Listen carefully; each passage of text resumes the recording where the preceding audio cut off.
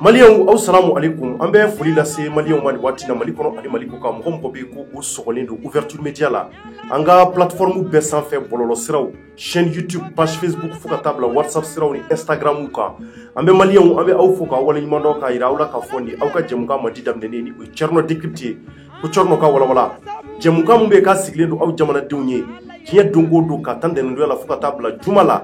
Kunnafoni minnu bɛ k'a bɛ aw ka jamana kɔnɔ Maliens an bɛ a bakurubaw de ta ka sugandi ka ɲɛ kosɛbɛ mun b'a to ka walawalali kɛ jamanadenw ka faamuyali sɔrɔ faama ɲumanw ka bɔ a kalama k'a fɔ mun bɛ jamana kɔnɔ u ka wulikajɔ sabati a la cogo min na.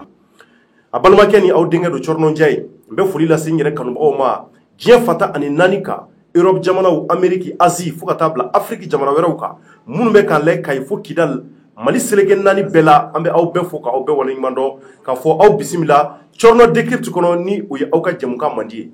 Maliens an bɛ alamisadonya la bi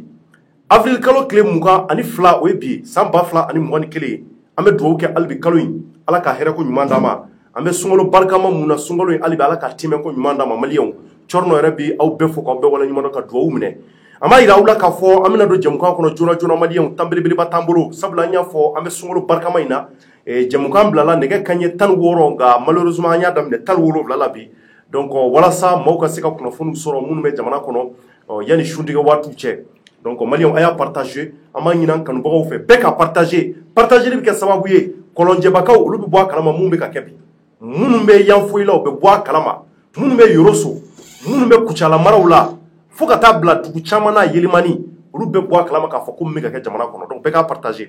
Maliens kunnafoni minnu b'an ka balan kɔnɔ bi ni an namɛ n'o ye o ye ko belebeleba dɔ de kɛlen don Maliens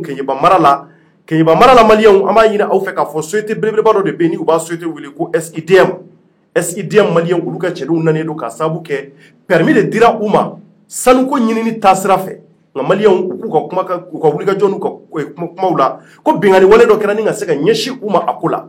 an fa dɔ nalen don ni ka se ka na ɲɛsin a ma a y'a lamɛn ka ɲɛ kosɛbɛ c'est très important wa an b'a ɲini aw fɛ a k'a partager an fa in ale nanen don plateau sanfɛ walasa a da bɛna don a la k'a ko bɛɛ walawala a tɔgɔ ko Yakuba Sumare an bɛ kuma d'a ma a ka folikanw bila an da bɛna tila ka se sujet tɔw ma Yakuba somɔgɔw bɛ di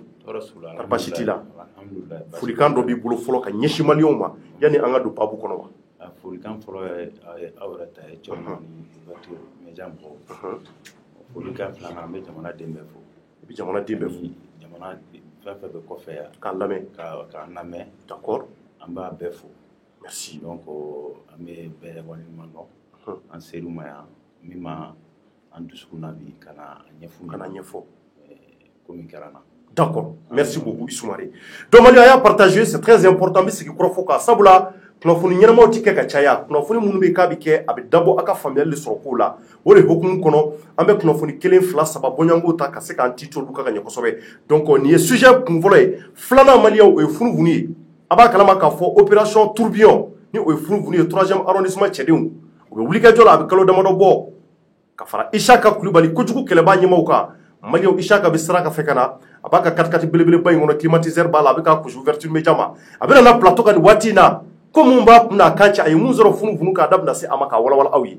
Isaka Kulibali kojugu kɛlɛbaa Maliens a bɛ se yan sanga damadɔni an bɛna kuma funufunu cɛdenw ye baara mun kɛ an bɛna o walawala k'u ye dealer dɔw fana minɛ tuguni commune 3 la u ye dealer caman minɛ yarɔ a b'a dɔn an ka artiste dɔw fana taara a la tuguni an ka artiste dɔ taara la ni o ye Ajiwani ye o minɛna ka taa datugu kasobonba la donc ko bi fana kunnafoni wɛrɛ de sɔrɔla funufunu ko kana tuguni mun bɛna aw dabali ban Isaka yɛrɛ da bɛna s'a ma o kɔfɛ Maliens ko dunan dɔ de fara an ka jamana kɔnɔ a kun na bɛ kalan na kulubilenni na u taara a faga f'a ka denbaya la k'a bɔnɛ a nikun na o kɛra surɔ a ka denbaya kɔnɔ a da m'a ka sunɔgɔ la u taara a faga an da bɛna s'o fana ma ni Isaka kun jumɛn na u taara a faga anw bɛ mun dɔn a la n'an ni mun dɔn an da bɛna mɔgɔw la k'an ka analyse kɛ o kan a bɛna b'o fana kalama o kɔfɛ fana an ka denmisɛnninw kɛn bɛ ka wulikajɔ sabati bi Maliens ni ka taa énergie du Mali yɔrɔ la ambassade mun filɛ nin France ambassade mun filɛ nin dugu kɔnɔna na n'i jiginna bɔ pont fɔlɔ sanfɛ u kun dalen don taama la ka to ka nisɔngoya jira ko énergie du Mali bɛ ka courant tigɛ jamanadenw na Maliens gazi cir'u la fɛn caman kɛra an da bɛna s'o fana ma jɛmukan in kɔnɔ k'o fana walawala aw jamanadenw ye donc an b'a fɔ aw ye aw bisimila Thierno Décrypte jɛmukan kɔnɔ ko Thierno k'a walawala Maliens an bɛ don jɛmukan kɔnɔ rapidement an y'o de fɔ aw ye an bɛ avril kalo la o tile 22 ye bi ye don o don kunnafoni kura bɛ dugu kɔnɔ yɔrɔ ne yɛrɛ b'o fɔ don o don n'i wulila ka bɔ sunɔgɔ la i b'a sɔrɔ kunnafoni dɔ bɛ yen kunnafoni bɛ kɛ waajulu de ye mɔgɔw ma faamaw ni fantaw minnu bɛ k'an mara autorités olu b'u ta sɔrɔ a la u b'a fɔ nin de kɛra bi ne ka jamana kɔnɔ n kan ka wulikajɔ kɛ ka nin sabati a la fantan minnu fana bɛ olu bɛ faamuyali kɛ nin ye nin karisa sɔrɔ nin m'a yira nin bɛ se ka nin sɔrɔ nin fana man kɔlɔsi tuguni wa kunnafoni bɛ kɛ misali ye a bɛ kɛ ladilikanw ye ka ɲɛsin jamanadenw ma walasa bɛɛ ka se ka i yɛrɛ to i ka ko kɛtaw la jamana kɔnɔ o sababu de la an bɛ kunnafoni ɲɛnamaw sugandi ka na di aw jamanadenw ma maliyɛnw an bɛna don jɛmukan kunfɔlɔ kɔnɔ rapidement an bɛna ɲɛsin mise Sumare ma ni o ye Yakuba ye a ka ɲininkali kɔfɛ a ka présentation kɔfɛ a bɛna don fɛn jamana k'a fɔ aw ye société baro de bɛ yen an ka jamana kɔnɔ olu ka wulikajɔ de ye ni ka se ka sanuko ɲini ka sanu ɲini kosɛbɛ an ka jamana kɔnɔ ni ma fili Mali société don o tɛ wa Mali société don donc u ye wulikajɔ de kɛ ka permis sɔrɔ maliyɛnw permis sɔrɔlen kɔfɛ u y'a yira u ka kɔrɔfɔ la k'a fɔ ko ko dɔ de kɛra u la ko mun bɛ yen k'a ma bɛn u ma ko mun bɛ yen k'a y'u dabali ban u yɛrɛ fa jamana kɔnɔ Sumare da bɛna s'a ma ka walawala a y'a lamɛn kosɛbɛ a ka dɔ fara volume kan a k'a partager a k'a bila yɔrɔ caman walasa kunnafoni a bɛ se ka se a seyɔrɔ la cogo min na an ka ministre minnu ɲɛsinnen don miniko ɲɛnabɔliw ma ni o ye ministre des mines de l'énergie et de l'eau an b'a interpeller yan ani ka fara direction minnu bɛ ɲɛsinnen don nin ko ninnu ɲɛnabɔli ma an b'u bɛɛ wele yan k'an ka fanga baarakɛlaw wele an ka sariyatigiw bɛɛ ka na mise Sumare ka kɔrɔfɔ lamɛn mun ye u sɔrɔ Sumare n bɛ ɲɛsin ma an bɛ fɛ i k'i kan kɔrɔta kosɛbɛ pour que mɔgɔw ka kumakan ninnu mɛn i bɛ to ka gɛrɛ micro la de bi donc réellement n bɛ fɛ k'a dɔn i k'i présenter i bɛ jɔyɔrɔ jumɛn fa société in ye mun société fɔlɔ o présentation kɛ jamanadenw ye. Bon ne yɛrɛ Yakuba Sumare n bɛ baara kɛ secteur minier la a bɛ san 30 dɔɔnin bɔ. A bɛ san 30 dɔɔnin bɔ i bɛ baara kɛ secteur minier la. Secteur minier la donc nin société nin kɔrɔkɛ dɔ bɛ yen ko Umar Sumare. Umar Sumare a n'a terikɛ Cɛkɔrɔ Jara olu fɔlɔla ka société in dilan depuis 2007. Depuis 2007 donc Mali société don. Mali société a société de tɔgɔ ko SIDM. SIDM a kɔrɔ o kɔrɔ de ko société informatique en recherche minière. En recherche minière très bien. Exploration minière quoi. D'accord donc a créé depuis 2007.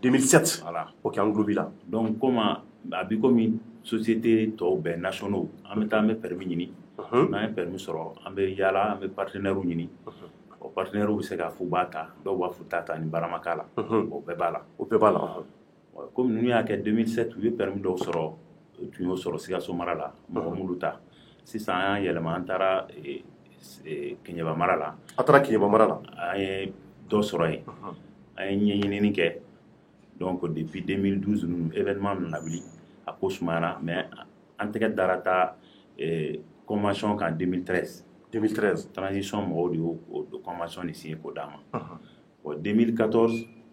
faama minnu nana transition kɔfɛ olu ye convention arrêté bɔ ka d'a ma donc ni permis ye permis sɔrɔ surtout waati in tun ka gɛlɛn i tɛ mɔgɔ sɔrɔ k'a fɔ k'i bɛ permis di bɛɛ tun taara a waati mais mɔgɔ kelen kelen minnu tun bɛ n'u tun bɛ ka baara kɛ an taara permis la comme permis gunnen b'olu ka yɔrɔ dɔ la ko Fekola voilà olu bɛ exploitation na u bɛ baaraba de la yen donc an taara permis la ko comme permis a nɔrɔlen b'olu ta la baara ma k'a la sa mais olu b'a ta u bɛ risque ta k'a ta na baara k'a la donc an ye jɛɲɔgɔnya dɔw kɛ an y'o sɛbɛn an ni ɲɔgɔn cɛ o contrat na signé partenariat d'accord partenariat anw ta défininen don état ta défininen don olu yɛrɛ ta défininen don donc an n'u taara sur cette base donc u ye baara daminɛ ten d'accord donc maintenant baara daminɛ ten an y'a mɛn ko permis sɔrɔlen kɔfɛ ko aw ye wulikajɔ caman k'a la ani partenaires ye ɲɔgɔn sɔrɔ cogo min i da bɛ se ka s'o ma an ka permis minɛna aw la sira jumɛn kan bon yan'o cɛ an ka mɔgɔ ninnu u ye baara daminɛ canadiens de don voilà partenariat b'a ni société min cɛ canadiens de don an n'u ye baara daminɛ u ye baara kɛ san 7 parce que 2012 code ba me permis di mɔgɔ ma san 7 de i bɛ baara k'a kɔnɔ n'o banna i bɛ se ka san 1 ɲini u b'a fɔ o ma ko prorogation pour que i ka baara tɔ dafa n'a ma dafa o yamaruya fana bɛ d'i ma k'a kɛ o yamaruya b'i bolo donc o kɔnɔna la an ye baara caman kɛra u ye investissement kɛ ka taa fo 16 milliards la 16 milliards daminɛ gɛlɛyara mais laban ninnu ye 16 milliards ninnu bɔ u ye jugement sɔrɔ o ye jugement sɔrɔ bon comme baara daminɛ tun gɛlɛyara 7 ans de don bon kana se 7 ans ma k'a fɔ k'u bɛ étude ni étude environnementale ni bɛɛ ɲini ka fara ɲɔgɔn kan o 7 ans kɔnɔ a ka gɛlɛn ka gɛlɛn trop 7 ans kɔnɔ o yɛrɛ de hukumu kɔnɔna la État yɛrɛ y'a ye ko 7 ans ka dɔgɔ u ye code kura wɛrɛ kɛ 2019 k'o kɛ 9 ans ye k'o kɛ 9 ans ye k'o kɛ 9 ans o kɛra 2019 a fɔ nin ma ko 2019 donc baara kɛlen an nana se jugement sɔrɔlen an nana se sisan komi baara ma ban n'an bɛ prolongation ɲini une année donc ko non ko 2019 code signéna ka ban ko 9 ans ye ko a fɔra ko prolongation tɛ di bilen si ma an ko ni prolongation tɛ se ka di mais comme permis ye 7 ans de tun ye code kura min kɛra a kɛra 9 ans ye donc a y'an balancer ka taa 9 ans na en 2 ans a b'o d'a ma ko fana tɛ se ka kɛ ko fana tɛ se ka kɛ ko fana tɛ se ka kɛ k'an bɛ se ka min kɛ n'u b'o yamaruya k'an ka demande kura kɛ an ka yɔrɔ kan baara kɛra yɔrɔ min na ni jugement sɔrɔla yen k'an ka demande kura kɛ bon kabini o yɔrɔ la i bɛ jɔyɔrɔ daminɛ quoi parce que transition kɔnɔ don bon an ye demande kura an sigilen bɛ ka o résultat kɔnɔ n'an bɛ taa baara continuer parce que o bɛɛ la an tun ma baara jɔ baara tun bɛ continuer mɔgɔw tun bɛ ka baara continuer an bɛ bɔ mun kalama ko an ka demande ko mɔgɔ wɛrɛ ka société wɛrɛ bɛ yen k'olu ka dossier de bɛ ka traiter yɔrɔ in kan quoi ko donc ko an tɛ se ka yɔrɔ in sɔrɔ ko tɛ se ka yɔrɔ in sɔrɔ o de kɛra u ka réponse ye donc k'a sɔrɔla du ye permis sɔrɔ jɛlenya kan permis sɔrɔla jɛlenya kan ka baara kɛ jɛlenya kan ka 16 milliards don yɔrɔ la ka jugement sɔrɔ ka nafa sɔrɔ tuma ko ayi ko mɔgɔ wɛrɛ de a dira mɔgɔ wɛrɛ ma ko olu ka dossier bɛ ka traiter ko donc an ta tɛ se ka traiter donc a ye gɛlɛya jumɛn sɔrɔ o la an ma wulikajɔ dɔ kɛ o kɔnɔ wulikajɔ kɔni o ye diyagoya de ye sa parce que n'i ka 16 milliards donna fɛn na o tarakira ka bila i bɛ wulikajɔ kɛ o wulikajɔ dɔ ye yani an ni société minnu yɛrɛ bɛ ɲɔgɔn na n'u partenariat b'an n'u cɛ n'u tɔgɔ Bitigol yani u yɛrɛ ta cɛ an yɛrɛ taara se ministre ma k'a da yira a la n ko nationaux yɛrɛ de bɛ nin kɔfɛ anw de ye nin ta n'u ye risque ta ka baara kɛ foyi tun tɛ yɔrɔ in na mais u ye fɛn sɔrɔ sisan donc an yɛrɛ b'u kɔfɛ an ta b'a la Mali ta b'a la olu yɛrɛ ta b'a la a ko non ko nin yɔrɔ in kɔni ko y a pas de problème ko a tɛ se ka bɔ si an na donc ministre yɛrɛ ko ten k'a tɛ se ka bɔ si an na k'an ta don donc an taara hali CNT mɔgɔw fɛ yen ka taa kuma dayɛlɛ u la donc ka comité dɔw bɛ yen ko minnu occupélen don min na an tun bɛ fɛ an n'olu ka ɲɔgɔn ye bon an n'u dɔw ye ɲɔgɔn sɔrɔ téléphone na mais u ka voyage kun cayara an n'olu ma se ka ɲɔgɔn sɔrɔ donc o kɔfɛ Bitigol yɛrɛ wulila olu taara se fo premier ministre ma u taara se fo premier ministre ma premier ministre y'o reçoit a yɛrɛ ORTM yɛrɛ y'a fɔ caman y'a ye d'accord u sera ministre yɛrɛ ma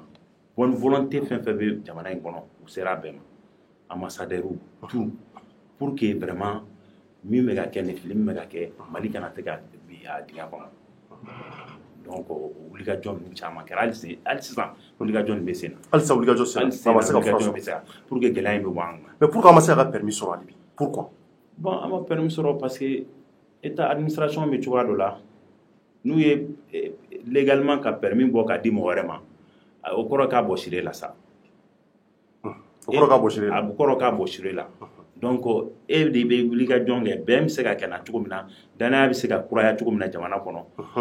o de ye problème parce que ni ko in kodenni tɛ quoi vraiment kodenni tɛ investisseur fɛn fɛn bɛ kɔfɛ a bɛɛ de bɛ wele la ko nin bɛ se ka k'an ka jamana kɔnɔ cogo jumɛn parce que a bɛ kɛ sababu ye olu yɛrɛ fana bɛ siran olu yɛrɛ tɛna hali kana investissement yɛrɛ k'an ka jamana kɔnɔ ɲɛmɔgɔ yɛrɛ tun tɛna ale yɛrɛ depuis 2012 an ka secteur salen de don depuis 2012 depuis 2012 a salen de don n'a fɔra ko mɔgɔ minnu bɛ na o gɛlɛya kelen na ka na u ka wariw ta ka risquer k'o di jusqu'à 16 milliards ko aw bɛ tila ka o fana bɔ suru la ka o di mɔgɔ wɛrɛw ma ko comme ça la yɔrɔnin kelen tɛ a ko ka gɛlɛn quoi. D'accord, donc maliyɛnw hakili la aw tulo bɛ Sumare ka kɔrɔfɔw la a ye mun fɔ a tɛ tɛmɛ nin kan nin bɛna fɔ i yɛrɛ fa jamana kɔnɔ maa minnu kan ka aw dɛmɛ k'aw ka hakɛ ɲini fo bi a ɲɛ ma sɔrɔ a ye aw donna sira bɛɛ ka fura ma sɔrɔ a la segin kɔ u ma segin kɔ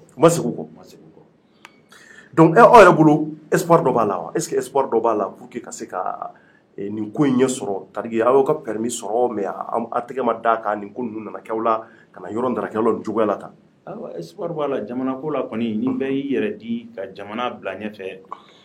ka tiɲɛ lajɛ ka ala lajɛ kɔsegin bɛ se ka kɛ quoi ka tiɲɛ lajɛ bon gɛlɛya min bɛ se ka sɔrɔ a la dɔrɔn o ye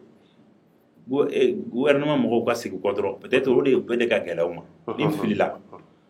n tɛ segin kɔ o de ka jugu n'o tɛ n'i filila n'i ka fili dɔn n'i seginna baasi t'a la vraiment mais n'i ma segin kɔ de sa a ko de bɛ gɛlɛya mais aw bolo est ce que janfa dɔ tɛ nin na bon an tɛ se ka kuma o yɔrɔ nin kan ko janfa b'a la janfa t'a la parce que an tun bɛ ka an yɛrɛ an kɔni an tun concentré don an yɛrɛ ka baaraw dɔrɔn de kan baara minnu kɛra bon yanni permis ka signer solution min b'a la ka segin a ma an tun concentré don de kan donc mais o bɛɛ n'a ta an ye mɔgɔw bila ka delili kɛ mais kɔsegin ma sɔrɔ a la donc an bɛ continuer fana ka taa delili kelen in na pour que au moins u bɛ se ka segin kɔ danaya fitinin bɛ jamana kan waati gɛlɛn in na kɛlɛ bɛ yen fɛnw bɛ bɛɛ bolilen don ta investisseur bɛɛ taalen don bon danaya kelen min bɛ kelen kelenw kan n'u bɛna u ka wari di n'u nana nin fana bɔsulu la minnu bɛ kɔfɛ olu b'a fɔ k'a olu kɔni olu taara a ɲɛna parce que nin de olu tun siranna nin de ɲɛ vraiment lamɛn dugu ninnu b'a ninnu ka baara cogo dɔn u bɛ k'u wele cogo min na ka permis d'u ma mais n'i taara Keɲeba mara yɛrɛ la olu ninnu kɛlen bɛ ka baara min kɛ ekɔlisow ni musow dɛmɛli ni denmisɛnninw dɛmɛli la o b'a yira jɔyɔrɔ b'u la u kɛn bɛ ka fɛn caman dayɛlɛ malgré u ka nali fɛn caman i da bɛ se ka s'a jumɛn ni aw yɛrɛ ye temps sɔrɔ n'aw sera ka taa Keɲeba aw b'a ye aw ɲɛ la donc o b'a yira u nafa tɛ se ka fɔ donc dans ce cas c'est à dire aw kan ka dɛmɛ nin na kosɛbɛ o yɛrɛ kɔni ni gɛlɛya bɛ jamana kɔnɔ ni waribɔla kelen kelen minnu bɛna i kan k'olu de dɛmɛ de vraiment mais i man ka sira yir'u la min b'u gɛn quoi surtout u ye risque de ta fɛn tun tɛ yɔrɔ la u ye fɛn ɲini fo ka fɛn sɔrɔ miliyɔn kelen tɛ miliyɔn fila tɛ miliyɔn kɛmɛ tɛ miliyari 16 k'o don yɔrɔ la k'o nafa bɔlen u sɛrilen u ɲɛ b'a nafa la k'u b'a daminɛ 2022 exploitation k'u bɛ fɛ k'a daminɛ o de la donc ka to ka daminɛ ka tugu dɔ in na fekola ta in na a tun bɛna tugu o de la fekola nin bɛna ban peut-être san 3 san 4 san 5 donc baarakɛla min bɛ fekola in mɔgɔ 2000 ni mɔgɔ 50 50 o de bɛ yen 500 o de bɛ yen o n'u ka denbaya n'u ka mɔgɔw nɔfɛ mɔgɔw olu bɛɛ jigi tun dalen bɛ yɔrɔ in kan k'u ka baara bɛ continuer n'a fɔra k'olu bɛɛ de ka n'u sigi ko vraiment nin nana k'u la tan u tɛ se k'a faamu k'a kɛra cogo min na an yɛrɛ tɛ se k'a expliquer vraiment kɛra baara ye donc maliyɛnw hakili la aw tulo bɛ nin na donc vraiment nin gɛlɛya bi vraiment sanu ɲininaw kan u yɛrɛ fa jamana kɔnɔ société mun bɛ ko ani Betugol an Betugol de tɛgɛ dira ɲɔgɔn ma walasa ka se ka nin baara ɲuman kɛ donc a yɛrɛ y'a fɔ cogo min na u ye ko kɛ sariya y'a fɔ cogo o cogo aw taar'o sira bɛɛ fɛ mais ko nana laban ta donc nin bɛ mɔgɔ jigi tigɛ nin bɛ mɔgɔ décourager jamana ko la a bɛ mɔgɔ décourager cɛsiri la k'a fɔ k'i bɛna investissement kɛ i yɛrɛ fa jamana kɔnɔ a y'a fɔ cogo min na hali n'a sɔrɔla maa wɛrɛw ɲɛ b'a la olu fana bɛ fɛ ka na investissement kɛ sanuko taasira la u bɛ siran u bɛ siran ne yɛrɛ don u bɛ weleli la dɔrɔn u weleli la ko jamana danaya tiɲɛna ka bɔ jamana kɔnɔ tan mɔgɔw ka investissement 16 milliards o bɛ se ka kɛ fu ye cogo jumɛn yɔrɔnin kelen 16 milliards 16 milliards ka kɛ fu ye yɔrɔnin kelen suko ni dugusajɛ cɛ welelada laban jumɛn b'i bolo c'est à dire ka ɲɛsin an ka Mali autorités ma pour que vraiment a ka se ka aw ka hakɛ sɔrɔ a y'a fɔ cogo min na u ka se k'u kɔfilɛ aw la ko mun kɛra aw la k'a ko tiɲɛ dɔn walasa aw ye sɛgɛn mun kɛ a ka se ka a lafiya sɔrɔ bon an bɛ welekan min di o bɛ fɔlɔ Bandaw la ni an ka président de la république an ka président de la république ani Asimi Gindo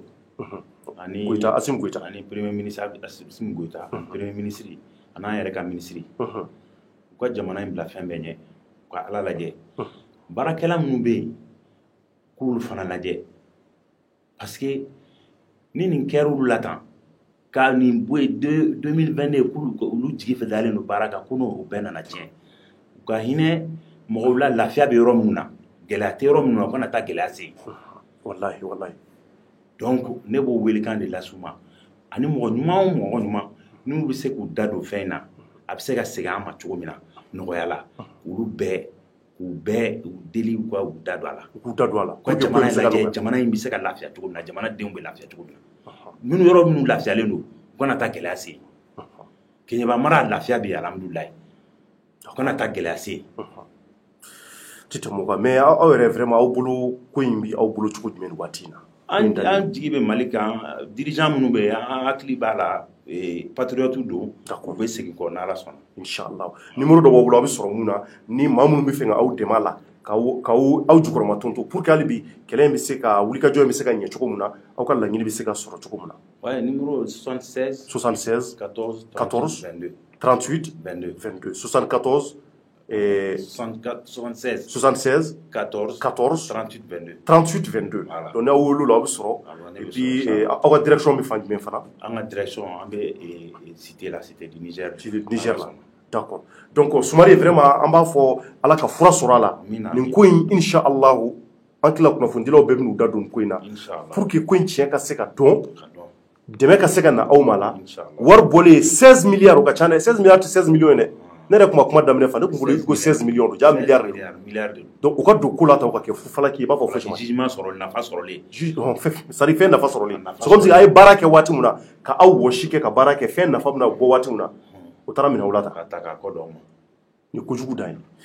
Ala ka fura sɔrɔ a la an b'i fo k'i waleɲuman dɔn maliyɛnw vraiment an bɛ Sumare fo nin waati in na ka foli lase société baarakɛla bɛɛ ma aw yɛrɛ bɔra ka nin mɛn dɛ nin min kɛra a yɛrɛ fa jamana kɔnɔ ko mun bɛ yen nɔ ko vraiment k'a bɛ maa tɔɔrɔ o de sababu y'a u bila ka na pour que ka médiatiser faama ɲumanw ka bɔ a kalama jamanadenw bɛ se ka bɔ a kalama ko mun kɛra jamana kɔnɔ nin société ba in na société in an bɛ segin a kan a tɔgɔ ko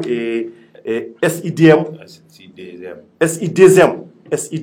c'est une société malienne mais u ni société wɛrɛ de farama ɲɔgɔn kan mun b'a to ka se ka sanu ɲini u y'a fɔ cogo min na société ninnu bɛ kɛ sababu ye ni ka se ka bɔyɔrɔ caman di an ka jamana ma nafa sɔrɔ sira caman di an ka jamana ma u kɛra sababu ye ka ekɔlisow caman dayɛlɛ an b'o fɛ wa ka fɛn caman kɛ donc a société fasugu fana maa joli bɛ yen minnu ka baara bɛ tiɲɛ n'a yɔrɔ fasugu tɛ ka taa ɲɛ a bɛ kɛ sababu ye ka chômage c'est à dire ka chômage caya an ka jamana kɔnɔ donc u b'a jira k'a fɔ wulikajɔ kan ka kɛ ko in na walasa a tiɲɛ u ka se ka dɔn cogo min na Sumare an b'i fo k'i waleɲuman dɔn inchallah Ala ka an tulo don kunnafoni duman na nin ko in na an b'a cari walasa kunnafonidilaw bɛɛ bɛ se k'u da don a la ministre bɛ se ka bɔ a kalama faama ɲumanw bɛ se ka wulikajɔ k'a la cogo min na merci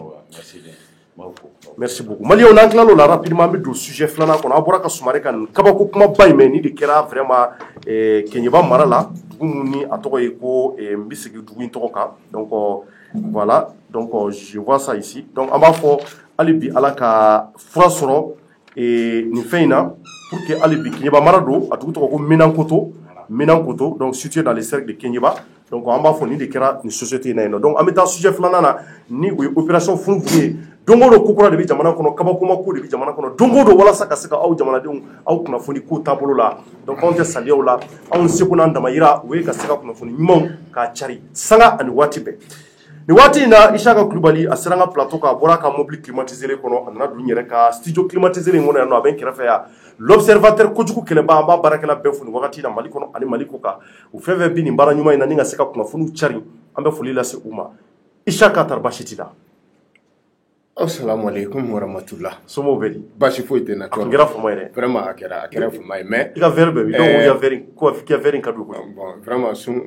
bɛ n kan sun b'i kan voilà donc n ye verre in bɔ i ye verre in bɔ n hakili ni sun a bɛ adamaden a b'i ɲɛ yɛlɛ fana a b'i ɲɛ yɛlɛ kosɛbɛ ka foli di ouverture média lamɛnjɛkulu bɛɛ lajɛlen ma k'a fɔ ko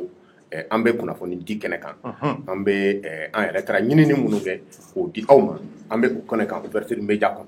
donc kunnafoni di sariyaw bɛ a la an b'olu sariyaw de bato cɔri nɔ n'an taara ɲini an y'a sɔrɔ cogoya min na a kɛra yɔrɔ min na maa min y'a kɛ a kɛra waati jumɛn an bɛ na ni o de ye ka na o de da mɔgɔw tulo kan o ni anw yɛrɛ ta o tɛ ɲɔgɔn ɲɛ sira la o ye tiɲɛ il faut que bɛɛ lajɛlen ka o dɔn donc ni fili min donna a kɔnɔna la i bɛ taa sɔrɔ a taara ta yɔrɔ min na o fili don ou bien adamadenya taasira fana o fana fili don cɔri nɔ k'a fɔ ouverture média mɔgɔw ye n'an ye kunnafoni o kunnafoni n'an y'o di yan u ka da la k'a fɔ kunnafoni de a taara ɲini kunnafoni ni an ka foyi tɛ a la wa an ma baga mɔgɔ si ma wa an tɛ maa si kɔ mais an ka baara de bɛnna kunnafoni di ma kunnafoni di fana ye sariya min fɔ k'an k'o bato an b'o de bato donc an bɛ na n'o kunnafoni de ye k'o di mɔgɔw ma cɔri nɔ i ka kuma daminɛ ni opération funufunu ye n hakili an bɛna daminɛ ni docteur ye mais komi i y'a daminɛ ni funufunu ye ka ban n hakili an bɛ taa ni funufunu de ye kosɛbɛ an ka taa ni funufunu ayiwa opération anti drogue ni o bɛ drogue kɛlɛli kan kosɛbɛ opération min ni a korongo karila 3e arrondissement cɛdenw fɛ ni cɛba min bɛ yen n'o ye kɔnpoli tomoda ye ni ale bɛ bɔ Numbozo n'o ye village dɔ ye o bɛ Mopti mara kɔnɔ u ka hakilinataw don mais hakilinata ale kelen ma a waleya a sera n'a ye troisième na komi ale yɛrɛ ye ɲɛmaa ye donc u jɛra ka opération de ka waleya ɲɔgɔn fɛ opération in de tɔgɔ ye ko tourbillon ni o ye funufunu ye komi i yɛrɛ b'a faamu cogoya min na ko funufunu opération nin ɲakila a daminɛna a ye min kɛ Bagadaji a ma dogo cɛ si la Bagadajikaw tulo bɛ na n y'o de f'i ɲɛna n'an bɔra kɛnɛ in kan yan dɔrɔn Bagadajikaw bɛ weleli kɛ a ye ko min kɛ Bagadaji ɲakila Bagadajika bɛɛ lajɛlen b'a kalama bi i bɛ se ka taa Bagadaji k'i munumunu ka bɔ i tɛ drogue feerela y'i ɲɛ la Bagadaji i tɛ drogue mina y'i ɲɛ la Bagadaji awɔ bi o kɔrɔ tɛ k'a fɔ k'u tɛ segin ka na mais hali bi u k'a dɔn k'a fɔ ko mɔgɔw ɲɛ bɛ u la opération funufunu hali bi a bɛ ka taa a bɛ ka taa hali bi wa a bɛ ka minnu dogolen don hali sunkalo nin na minnu dogolen don a bɛ k'olu de labɔ kelen kelen ɲakila a donna Bagadaji kɔnɔ ani Kɛnzanbugu kɔnɔ opération funufunu taar'i yɛrɛ sɔrɔ souvent fo ACI 2000 kɔnɔ awɔ parce que mɔgɔ minnu don i bɛ taa sɔrɔ n'u ye drogues ta i bɛ taa sɔrɔ tayɔrɔ b'u la i bɛ taa sɔrɔ drogue ninnu fana i bɛ taa sɔrɔ maaba minnu fana n'olu b'a la n'a bɛ f'olu ma ko les grossistes bon je ne sais pas on t'a dɔn m'u tɔgɔ fɔ cogoya min na maabaw tɛ mɔgɔ denninw don parce que mɔgɔ magosalaw don mais drogutalaw ka mɔgɔbaw de don n'a bɛ f'olu ma ko les gros dealers maadenninw don gros dealers parce que i b'a dɔn cɔrɔ nin ko in c'est à dire hakilinata dɔ de tun donna maliyɛn kunkolo la c'est à dire u tun kelen bɛ ka nin drogue feerela ni nin drogutala ninnu de yɛlɛ sanfɛ ka u yira k'a fɔ ko n'i ye ko k'u la ko u bɛ se k'e halaki ou bien u bɛ se ka kojugu kɛ e la donc k'u to u ka kojugu kɛ mais ni e sera u ma k'a fɔ k'u k'a dabila u bɛ kojugu kɛ e la donc hakilinata in de nana don mɔgɔw kunkolo la fo ka se ka drogue kɛlɛ yɛrɛ bali donc maa si tɛ se ka k'i b'i kɔ da u kɔ la sabula ala y'olu da mais an b'a ka so de lamɔ de la c'est à dire donc o de kɛra u kunkolo kɔnɔ sisan donc u bɛ kojugu kɛ o kɔnɔna la donc maa si tɛ se ka maga u la kɔnpoli tomoda nana o de hokumu kɔnɔna la a b'i da don nin kɛlɛ in na tuma min na k'a bɛ opération funufunu nin daminɛ kangari caman dara ye mɔgɔw k'a ma a tɛ se n'i ye nin kɛ o b'i kɛ tan n'i ye nin kɛ o b'i kɛ tan bon est ce que jamana bɛ se ka taa ten jamana bɛ se k'i si ko o la wa k'a fɔ ko kojugukɛla o lafasalen don o yɛlɛlen don sanfɛ ko e min bɛ ɲuman kɛ k'e ka sira o ɲɛ o de kama n hakilila maa hakili cɔrɔlen dɔw n'u b'a fɔ ko sabanw o de la ka kuma dɔw fɔ ko maa min bɛ kojugu kɛ ko o tɛ se ka diɲɛ halaki mais mɔgɔ min b'i sigi ka kojugukɛla lajɛ ko o de bɛ diɲɛ halaki kɔrɔ wɛrɛ tɛ o la nin ye kuma belebeleba de ye kɔrɔ wɛrɛ tɛ o la mɔgɔ tɛ se k'u sigi ka ninnu lajɛ non jamais Tomoda wulila o kama n bɛ k'a f'i ɲɛna opération funufunu an y'a daminɛ fɔlɔ magnitude 1 magnitude 2 o ma dogo maa si la dealers binna yan dealers minɛna yan bi mɔgɔ min bɛ kaso la a bolo a ka ca ni mɔgɔ 20 kɔ ye n b'o f'i ɲɛna bi parce que awɔ a ko dɔw bɛ ka kɛ dugu la mais olu tɛ ɲɛfɔ o awɔ ko dɔw bɛ ka kɛ dugu la olu tɛ ɲɛfɔ parce que dealers dɔw bɛ yen olu bɛ minɛ dɔrɔn olu bɛ di tribunal ma dɔrɔn donc u b'olu fili ka taa k'olu sen bɔ mɔgɔw kɔrɔ olu yelen a bɛ na ni ko dɔ fana wulili fana ye donc olu bɛ tugu ka taa ni olu ye mais a bɛɛ k'i tama bɛɛ ka danganiya a kan k'a fɔ ko maa o maa i minɛna opération funufunu kɔnɔ i bɛ taa procureur fɛ wa procureur b'i lata fana mandat bɛ da i kan o mɔgɔ si tɛ yen i ye cɛ dɔ tɔgɔ fɔ Aji Wan a minɛna opération funufunu kɔnɔ Aji Wan Sanchabo o y'a sɔrɔ kɔnpoli yɛrɛ tun tɛ yan a tun bɛ kalan na mais a ka adjoint Saka Tarawele ale de y'a minɛ a ka jugement kan ka kɛ il se pourrait que a bɛ bila parce que a ma fɛn wɛrɛ kɛ mais a taara i yɛrɛ sɔrɔ yɔrɔ min na a man ka ye est ce que a man ka ye a man ka ye sinon drogue a ko a tɛ drogue ta a ko ale tɛ drogue feere pardon a ko a tɛ drogue feere mais a b'a ta kɔni mais a taara ye drogue feere yɔrɔ de la a taara ye fana drogue fana b'a bolo sariya ye o de kɔn drogue min ani drogue ka y'i bolo ani i ka ye drogue feereli fana parce que ale yɛrɛ yɔrɔ min na yen yɔrɔ fana olu drogue feerelaw de minɛna u n'u ka drogue u bɛɛ cɛra ɲɔgɔn fɛ ka taa n'u ye donc a taara ye k'a fɔ ale b'a min de mais ko ale tɛ se ale t'a feere wa ale tɛ dealer fana ye mais a ka jugement mana na kɛ il se pourrait k'o b'a bila mais bɛɛ lajɛlen k'a dɔn k'a fɔ nin yɔrɔ ninnu na e kan k'i majanya yen yɔrɔw la i kan k'i majanya yen yɔrɔ sinon n'i minɛna i bɛ to a da fɛ n hakili la an ye kunnafoni caman di opération funufunu kan kɔsa in na n'o kɛra vendredi passé le 16 ye le 16 awɔ n hakili la 3e arrondissement cɛ dɔw wulila donc o ye magnitude 4 ye magnitude 4 ouais donc u wulila k'u kun ɲɛsin Bagadaji ma parce que u y'a mɛn k'a fɔ ko dɔw taalen Bagadaji donc drogue sɔngɔ de yɛlɛla Bagadaji k'a sɔngɔ yɛlɛ donc cocaïne gramme kelen a kilo n hakili la o tun bɛ k'a feere 22 000 ani 25 000 francs donc a sɔngɔ yɛlɛla parce que mɔgɔw tun siranna ka ban mɔgɔw tun bɛ k'u yɛrɛ ɲini donc dɔw tun bɛ k'u dɛn ka na n'a ye ka feereli kɛ i b'a dɔn a population yɛrɛ de bɛ wuli ka se troisième na ka taa se Kompoli Tomo da n'a ka cɛdenw ma k'a fɔ ko a ye na ninnu bɛ ka drogue feere nin yɔrɔ in na i b'a dɔn tuma dɔw la u bɛ wuli taxi dɔrɔn de la hali tɛ c'est à dire renfort ko t'a la bilen opération daminɛni bagiw de tun bɛ na en renfort pour que ka taa mɔgɔ ninnu kɛlɛ parce que mɔgɔ hakili la ko mɔgɔ tɛ s'u la comme o de donna an kunkolo kɔnɔ donc n'i bɛ wuli dɔrɔn donc i bɛ contingent de wuli i nɔfɛ i b'a fɔ ko mɔgɔ t'a dɔn marifaw b'u bolo u bɛ fagali kɛ yen fɛ n'i taa su fɛ u bɛ taa du i kan bon o ko ninnu de fɔlen don donc ka maliyɛn yɛrɛ bugɔ hakili kan. mais kɔrɔ est ce que ale yɛrɛ man k'i hakili to yɛrɛ la o la. bɛɛ b'i hakili to yɛrɛ la hali cɔrɔ don médecin kɛ fagara a fɛ yen jɔnni b'a faga kun dɔn. ah tiɲɛ yɛrɛ la. a taara faga marifa la f'a ka sokɔnɔna la jɔnni b'a faga kun dɔn personne n'est en sécurité. an da bɛna tila ka mon cher n bɛ min f'i ɲɛna i b'a dɔn l'insécurité yɛrɛ o ye yɔrɔ min ye o y'i ka dilan ka n'a ye. awɔ insécurité fɔlɔ bɛ yen parce que ni muso n'a ma jɛ ni ko b'i n'a cɛ ka jɛ a ma nɔgɔ ye dɛ donc insécurité bɛ sɔrɔ hali ye donc an kana fɔ k'a fɔ ko on est en sécurité totale quoi non mais cɔrɔ kumakan kelen min an ka o fɔ bɛɛ lajɛlen ye bɛɛ lajɛlen k'o faamu ouverture média mɔgɔw fana k'o faamu adamaden n'i bɛ tiɲɛ kan kana siran n'i bɛ tiɲɛ kan kana siran to tiɲɛ kɔ n'i m'a sɔrɔ yan i b'a sɔrɔ ɲɛ sini ala ko ten ale tɛ se ka tiɲɛ to yen quoi o ka se nkalon na quoi non mais taa i ka tiɲɛ kan kana nkalon tigɛ bi 3e arrondissement cɛdenw u b'u ka tiɲɛ de kan le 16 k'u wulila u y'u kunda parce que population nana ka na f'u ɲɛna ko dɔw bɛ ka drogue feere surtout cocaïne u nana ka n'u kun d'u kan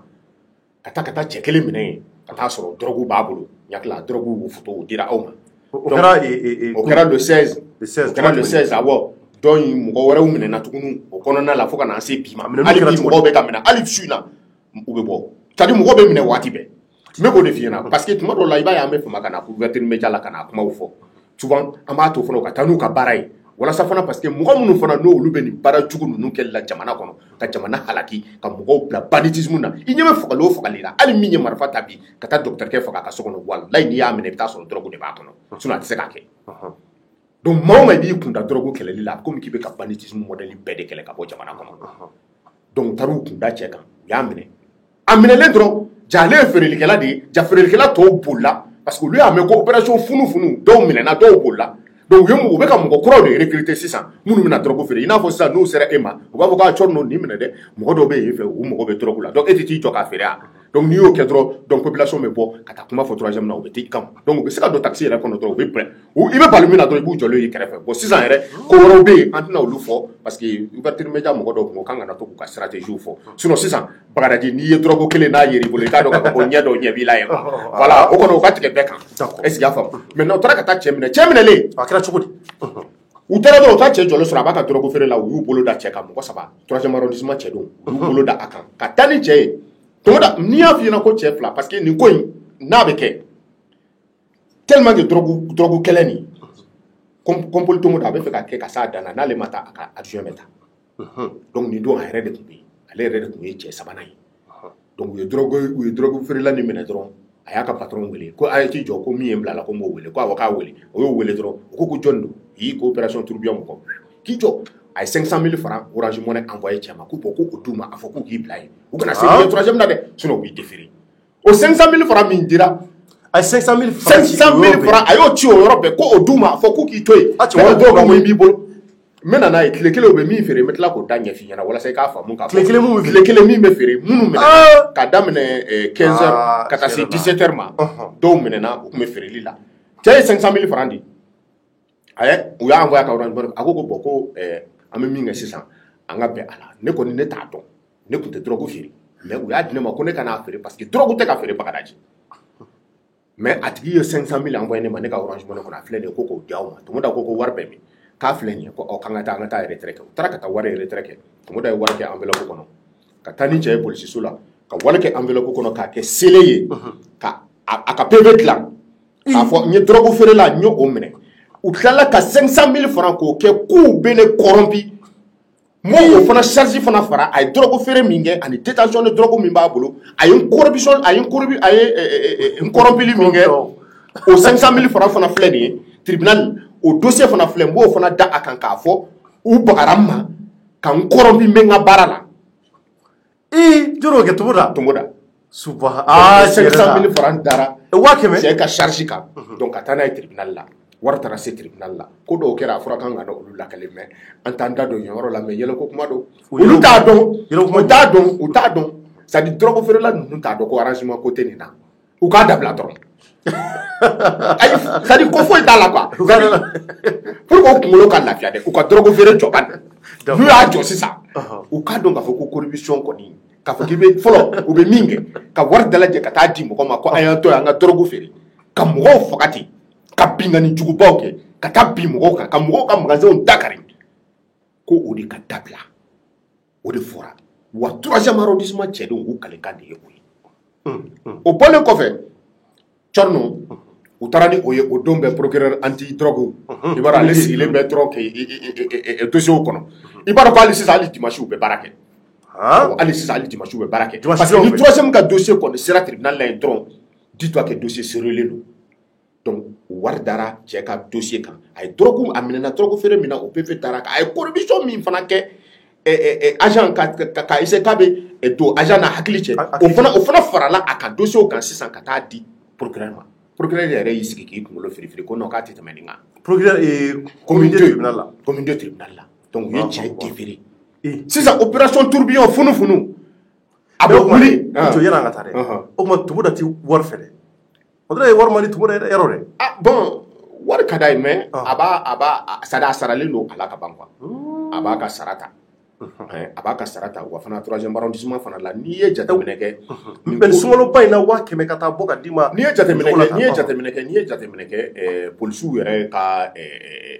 fɛn yɛrɛ kɔnɔna la u yɛrɛ ka fɛnw kɔnɔna la tiɲɛ yɛrɛ la mɔgɔw kan ka dɛmɛ mɔgɔ min nana ni nin hakilinataw ye mais kɔfɛ an bɛna an da don olu la o tigilamɔgɔ kan ka dɛmɛ parce que opération funu depuis a daminɛna est ce que dɛmɛ donna u ma wa parce que il faut k'o kumaw fana ka fɔ quoi est ce que dɛmɛ dɔ donna u ma mais n'i y'a jateminɛ tuma dɔ la u bɛ wuli cogo di tuma dɔ i b'a sɔrɔ u bɛ wuli n'u yɛrɛ ka moyens ye tuma dɔ la i bɛ taa sɔrɔ fana informateur minnu fana bɛ terrain kan u bɛ sara parce que nin opération nin n'i y'a daminɛ bon n'i kun ko k'i bɛ nin daminɛ Mali kɔnɔ maa si dalen tɛ maa si la bilen quoi donc n'i ye nin opération modèle daminɛ sinon i kan ka nin daminɛ de avec tous les arrondissements donc a b'aw sigi aw bɛ budget dɔ dégager ka bɔ a la donc a budget de fonctionnement ye nin ye donc o bɛ dégager après a bɛ sɔrɔ k'a lase mais n'i ko k'i b'o ko kɛ Mali kɔnɔ a si tɛ sira sɔrɔ parce que i b'a dɔn fɛɛrɛ kɛcogo bɛɛ b'an bolo mais a si tɛ marché voilà mais tumu da wulila ka nin k'a yɛrɛ de ye an ye min jateminɛ dɛ a bɛ ka nin k'a yɛrɛ de ye parce que rarement i b'a ye k'a fɔ ko non ko wariko b'a ka kow kɔnɔna la ayi parce que ni wariko don sisan b'a sɔrɔ opération funu nin sisan b'a sɔrɔ a ko banna mais hali su in na opération funu bɛ k'a ka baara kɛ o bɔlen kɔfɛ a la komi a y'i kan di parce que opération funu yan'a ka sigi kumakan dɔw de kɛra a la a wulila ka taa se dugutigiw ma ka taa se alimamiw ma ka taa se Bamakɔ sigidaw ma k'a ka hiérarchie wele ka se fo ministre de la sécurité ma nin bɛɛ kɛra opération funu de kɔnɔ fɔlɔ ka sɔrɔ k'a f'u ɲɛna bon ne bɛ fɛ ka drogue kɛlɛ ne bɛ wagati min ni ne bɛ n'o kɛ 3e arrondissement na n bɛ fɛ drogue kɛlɛ a ka kɛ o wagati in kɔnɔna la hakaja a ka fɔ n'ale kɔni bɛ yen drogue feere o kɔni ka na kɛ parce que maa min bɛ nin kɔfɛ i t'o tɔ si dɔn mais n b'a dɔn commune 2 fana cɛdenw fana bɛɛ lajɛlen fana fɛnnen don a kan bɛɛ lajɛlen fana jɔlen don ka kɔnɔli kɛ maa o maa ko drogue feere nana tuguni ka na ko wara tuguni commune 2 kɔnɔ tuguni maa o maa tile la ni min kunnaja a bɛ kɛ baara i bolo dɛ sabula mais ko taara dɔwɛrɛ nɔ u taara dɔwɛrɛw nɔfɛ o kɛra cogo di u taara olu sɔrɔ olu bɛ drogue PC a basculinen b'u bolo ɲakila o photo fana b'an bolo an y'o photo fana di awɔ u bɛ cocaïne mɔgɔ 2 minɛna o la donc o bɛɛ bɛ kɛ Bamakɔ yan nin bɛɛ bɛ kɛ Bamakɔ yan an to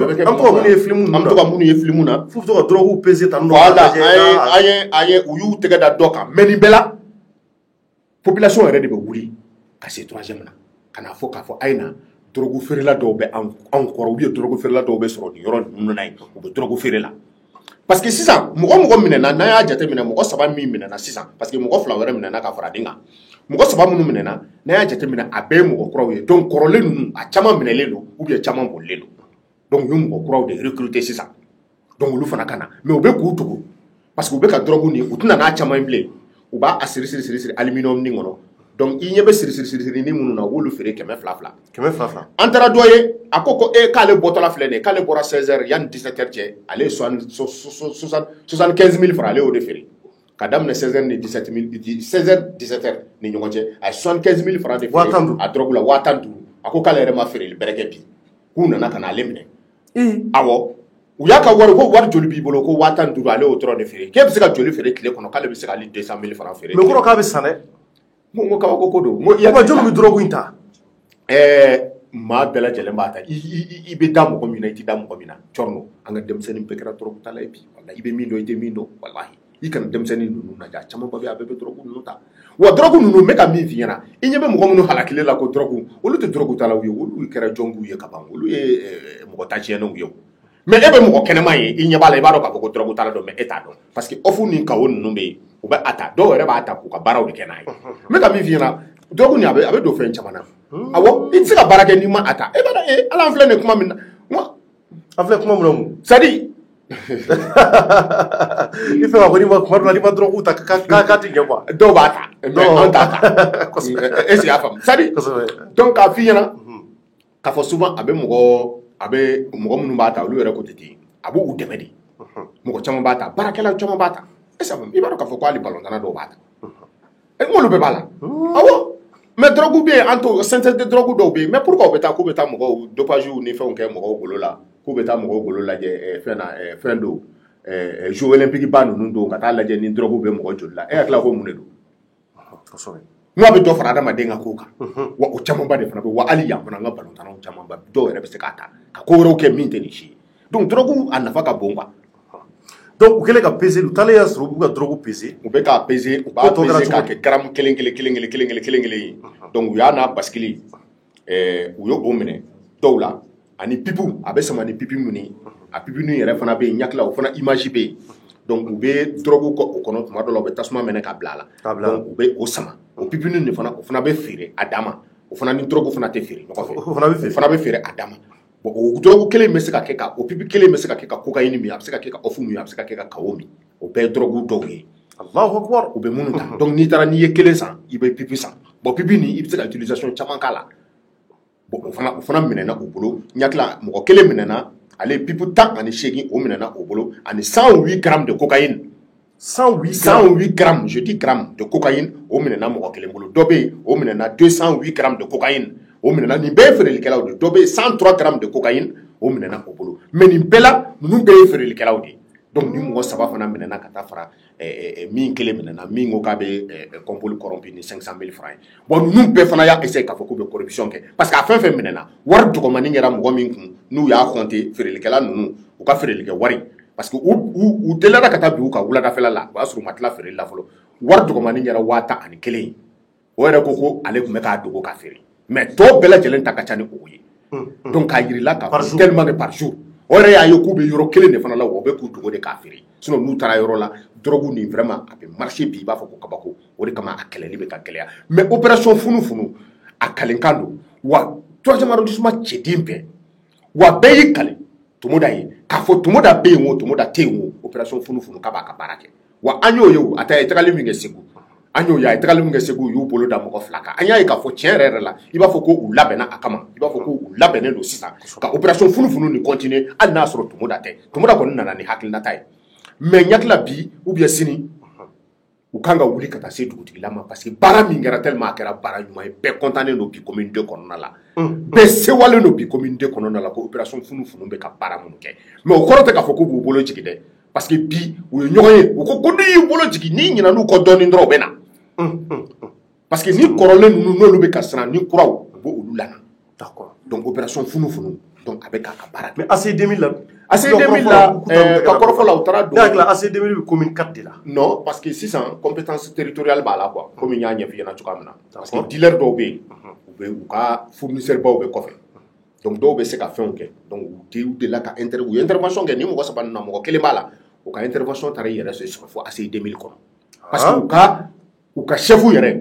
min yɛrɛ b'olu fournir o yɛrɛ bɛ yen AC 2000 la mais o m'o sɔrɔ ɲakila o tilala u la cogo di o tilala cɛdenw na ko o y'i to pili sanfɛ n t'a dɔn ko k'i cun mɔgɔ t'a dɔn n'a sen donn'a kɔnɔ ou bien n'a kɛra cogoya nin waati nin kɔni na ɲakila a bɛ k'i yɛrɛ ɲini k'i to pili sanfɛ k'i cun mais a fɔra ko o yɛrɛ tun fɔra k'an kana an da maga yen na parce que u bɛ k'a ɲini a tigi dɔnnen don ka ban wa mɔgɔ min fana don waritigiba don fana mais ale ye grossistes de ale de bɛ tɔ ninnu bɛɛ fournir bon réseau ninnu fana na 3 don olu b'a di dealer fitininw ma dealer fitininw b'a di fɛnw ma éclair ninnu ma quoi donc olu b'a feere voilà éclair ninnu ye mɔgɔ kuraw ye quoi voilà o kɔrɔ ye minnu donna o la donc voilà olu ye éclair ye voilà mais minnu mɛnna a la bon olu ye jɔnkiw ye quoi voilà minnu ta tiɲɛna a la yɛrɛ donc là an ka furu baara bɛ e bolo ni dɔrɔgu nana manqué ta et que dɔrɔgu minɛ cayara an b'i ɲininka Isaka parce que i ka kuma b'a yira dɔrɔgu bɛ san i yɛrɛ ko dɔ ko k'ale ye mun feere 15,000 tile kɔnɔ ayi a tɛ tile kɔnɔ bɔ 2 heures ka daminɛ 16 heures 1 heure ka daminɛ 16 heures 17 heures 16 heures 17 heures awɔ 16 heures 17 heures ayi 15,000 donc ale bɛ se ka ka ca a bɛ se k'o ɲɔgɔnna 6 7 feere tile kɔnɔ sɔgɔma u bɛ min feere tilegan fɛ u bɛ min feere ani c'est à dire sisan i b'a dɔn u bɛ k'a kɛ ni fɛɛrɛ de ye sisan u bɛ dɔɔnin de labɔ i ɲɛ b'a kurukurulen min na n'a y'a image bɔ i bɛ se ka to ka image yira mɔgɔw la sisan u bɛ ka taa ni o système de ye c'est à dire i b'a y'u bolo u b'a bila poche kɔnɔ ou bien i b'a y'u bolo u b'a kɛ saki dɔ kɔnɔ k'a siri u cɛ la ou bien u bɛ se k'a kɛ hali ceinture modèle dɔ kɔnɔ k'a siri u cɛ la quoi maintenant n'u sera client ma mɔgɔ min mago b'u la u b'u bolo don dɔrɔn ka kelen bɔ k'a feere k'u ka wari minɛ donc u bɛ ka taa n'o système de ye opération funufunu taara bɔ o de fana kalama sisan donc u bɛ k'u minɛ de feerelikɛla ninnu de bɛ ka minɛ sisan wa olu de bɛ ka déférer maintenant ni min minɛna e ka patron ye jɔn ye i b'o tɔgɔ fɔ o de y'u lase ACID la u bɔra yen u sera bakɔfɛla ninnu fana bɛɛ la o parce que awɔ opération funufunu u b'a ka taa bɔ u bɛ ka taa o awɔ patron baw de ka sisan minnu bɛ don ni drogue yɛrɛ ye Mali la donc u bɛ k'olu de yɔrɔ ɲini sisan ɲakila en matière de baara in bɛ ka se a cɛ kɛlɛma yɔrɔ ma sisan baara in bɛ ka se o de kama n bɛ k'a f'i ɲɛna n'an sera magnitude 4 ma magnitude 4 ma o funufunu n'o bɛ wuli o tɛ dan chaise dɔrɔn tali ma dɛ o bɛ bɛɛ cɛ ka taa n'a y'i fɛ donc a sera yen yɔrɔ de ma a sera a dimima yɔrɔ ma parce que ko a bɛ ka ɲɛ donc n'a bɛ ka ɲɛ ni min i kɔlɔsi n'i y'a relâché dɔɔnin dɔrɔn i b'a ye dɔrɔn u bɛ na parce que mɔgɔ ninnu quoi ils ont la vie très dure ah non u t'a dabila dɛ donc fo mɔgɔ de fana ka sɔrɔ min fana t'a dabila parce que n'e salayara dɔɔnin dɔrɔn ou bien ne ye ko dɔ ye dɔrɔn ka ko to yen dɔrɔn ou bien ko dɔ kana don a senkɔrɔ mais cɔri ninnu jamana in an k'an kɔlɔsi an yɛrɛ la walayi jamana in an kɔni bɛ kangari kelen kɔni da u ye 3e arrondissement bɛ ka baara min kɛ bi bɛɛ lajɛlen b'a dɔn wa mɔgɔ jugu donnen don a senkɔrɔ mɔgɔ jugu minnu tɛ fɛ a ka kɛ u bɛ yen ɲɛmaa kunda b'a la sigida kundaw b'a la wa hali polisi dɔw b'a la minnu tɛ fɛ a ka kɛ maintenant an bɛ kangari kelen kɔni da mɔgɔw kɔni ye anw mɛnna anw b'an ka kunnafoni di kɛ mais kunnafoni di kɔfɛ anw ka groupe kojugu kɛlɛba anw ma na ni foyi ye fɔlɔ jamana nin kɔnɔ fo ka kojugu wale ninnu de kɛlɛ o kojugu wale kɛlɛli la anw ye drogue ta fɔlɔfɔlɔ ta parce que anw dagalen don commune 2 la anw ko k'an bɛna foromuba kɛ drogue ka commune 2 la a bɛ kɛlɛ cogo di jɔn de bɛ drogue anw ko k'an bɛ autorité 4 bɛɛ wele autorité sécuritaire autorité religieuse autorité coutumière anw ko an bɛ ninnu autorités bɛɛ wele k'u lasigi walasa drogue ko mais tumu da nana ka na bin bɔ anw senkɔrɔ donc anw tugura tumu da kɔ en dehors de ka kunnafoni di anw ye groupe kojugu kɛlɛbaw ye wa anw tɛ jɛn ni a ye ninnu filɛ ka baara min kɛ bi ko k'u sɔrɔ ou bien mɔgɔ lankolon dɔw ou bien mɔgɔ minnu tɛ fɛ a ka kɛ k'a fɔ k'u bɛna don u senkɔrɔ ko ka na nin ko in tiɲɛ u bolo parce que u bɛ se ka taa ni sira bɛɛ ye wa an ɲɛ b'a siraw bɛɛ la parce que an bɛ ka ŋunuŋunukanw caman ba mɛn u ka sabali u k'a to jamana nin a ye hinɛ a la ten a ye hinɛ Bagadaji la a ye hinɛ commune 2 la ten mais est ce que a bɛna se ka kɛlɛ parce que a kɛlɛla o mais a bɛna se ka ban parce que a banna o mais a tɛna na ni inconvénient ye mais inconvénient jumɛn mais donc e bɛ fɛ kojugu de ka to yen ayi ne tɛ fɛ ka to yen sa ne fɛ ka mun fɔ cɛ y'a yira k'a fɔ ko ale ye 15,000 feere minute heure damadɔ kɔnɔ o kɔrɔ k'a bɛ san kojugu là ça montre que maa bayirikaw de bɛ drogue ta bon est ce que n'u ma drogue sɔrɔ a tɛna u tɛna ko dɔ kɛ pour que k'a sɔrɔ cogo bɛɛ yan inconvénient kɔrɔ o de ye awɔ inconvénient b'a la i ye min fɔ o b'a la parce que n'u y'a ɲini a tɛ ka sɔrɔ a tɛ ka sɔrɔ est ce que a laban drogue minɛnw tɛna ko dɔ créer diyagoya Mali kɔnɔ a ka se ka kɛ awɔ cɔri ninnu inconvénient ba b'a la i filɛ nin ye ka min fɔ parce que offre bɛ yen kojugu est ce que a faamu donc ni demande bɛ yen kojugu donc ni demande bɛ yen fo offre fana ka sɔrɔ c'est à dire i filɛ ka min fɔ vraiment barika b'a la mais an ye jamanaba dɔw ye olu ye fɛn dɔw dayɛlɛ k'a fɔ ko k'a essayer mɔgɔ minnu bɛ drogue ta ko mun degera a la ka ban k'a essayer ko k'u bɔ drogue ta la u yɛrɛ b'a fɔ dɔw ma ko ka tɛmɛ n'u ye transition sira dɔw fɛ walasa u bɛ se ka drogue ta ye k'a to yen cogoya min na est ce que a faamu mɔgɔ n'a ma da o a bɛ komi ko cigarette de e ma État ye mesure caman ta cigarette kan fɔlɔ an tun bɛ cigarette sɔrɔ cogoya min na sisan a tɛ sɔrɔ ten don o don dɔ bɛ fara a sɔngɔ kan donc a commencera ka gɛlɛya donc mɔgɔ caman bɛ commencer ka bɔ a la mais ni fɛn warala dɔrɔn i b'a ye mɔgɔ commencer mais e filɛ ka min fɔ est ce que a ka dan nin niveau nin na mɔgɔ hakɛ minnu b'a nɔfɛ sisan olu ka caya ou bien bɛɛ de ka kɛ drogue ta la e bɛ jumɛn de fɛ ne bolo an k'a dan ta an k'a dan ta minnu b'a la fɔlɔ olu ka se ka sama ka bɔ a la dɔɔni mɔgɔ n'a ma da o est-ce que n'i mɛnna n'i m'a sɔrɔ ne hakili la a bɛ nana bɔ i golo la mɔgɔ caman bɛ minnu bɛ cigarette min n'u ko k'u tɛ se ka cigarette bila mais olu sera k'a bila o mɔgɔ caman bɛ minnu bɛ dulon u bɛ drogue ta mais u sera k'a bila kosɛbɛ voilà a bɛ dabɔ o de kama walasa den minnu bɛ nalen kɔfɛ parce que an bɛ sini ɲɛsigi de kɔ Mali in tɛ bi ta in bolo bilen mais minnu bɛ na wolo olu fana kana na ta kɛ drogue talaw ye tuguni parce que an ye kuma caman mɛn drogue baw bɛ ta yɔrɔ minnu na a sisiw ni a fɛnw bɛ sɔrɔ yɔrɔ minnu na mɔgɔ caman bana la yɔrɔ ninnu na est-ce que faamu a taa yɔrɔw yɛrɛ la mɔgɔ bɛ bana fiɲɛ minnu bɛ ci n'a b'i ka drogue ni fɛn ninnu ta ka taa don mɔgɔ wɛrɛw nun na ka taa don mɔgɔ wɛrɛw ɲɛ la denw b'o la dɔgɔtɔrɔsow bɛ yɔrɔ kɛrɛfɛlaw ninnu ni fɛnw na maternitéw bɛ yen bon vraiment i b'a jateminɛ k'a fɔ sɛgɛli b'a la c'est vrai nin kuma ye tiɲɛ ye Isaka Kulibali an bɛ taa rapidement maliyɛnw ko dunan dɔ de fagara an ka jamana kɔnɔ surɔ Isaka Kulibali a ye kunnafoni kun fɔlɔw sɔrɔ kun filananw ni sabananw ma sɔrɔ fɔlɔ an da bɛna se o fana ma ko walawala o ye kunnafoni bɛ k'a cunna Bamakɔ kɔnɔ surɔ maliyɛnw ka maaw to sugudidun ɲɛnɛbɔli la ale taara faga f'a ka du kɔnɔ donc hakili la k'a fɔ o ye ko ye ko min bɛ k'a bɛ maa siran a bɛ maa sɔn hakili la a bɛ maa hakili munumunu k'a jira k'a fɔ tari maa bɛ se k'i to i ka denbaya kɔnɔ i bɛ taa fa maa fɛ wa maliyɛnw o ye ko ye ko min bɛ ko bɛɛ kan ka o bila i hakili la an dun ko k'an bɛ jamana mun kɔnɔ